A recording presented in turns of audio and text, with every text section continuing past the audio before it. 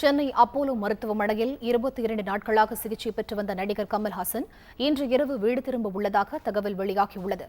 இதுகுறித்த கூடுதல் தகவல்களை தருகிறார் நமது செய்தியாளர் ஜெபர்சன். வணக்கம் ஜெபர்சன், நடிகர் கமலோட உடல்நிலை இப்ப எப்படி இருக்கு?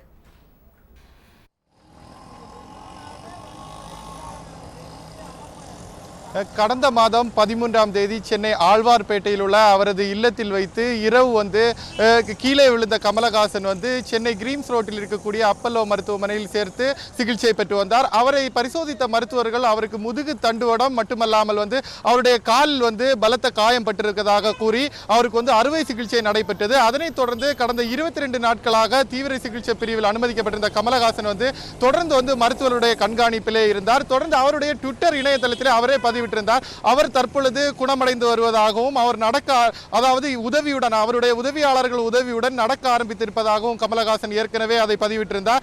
இந்த நிலையில் தற்பொழுது பூரண குணமடைந்திருப்பதாகவும் அவர் மருத்துவமனையிலிருந்து தனது வீட்டிற்கு விரைவில் திரும்ப இருப்பதாக தகவல் வெளியாகிருக்கிறது.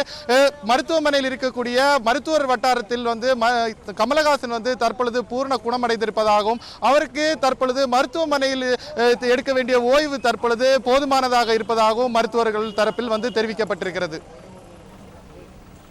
தகவல்களுக்கு நன்றி ஜெபர்சன்.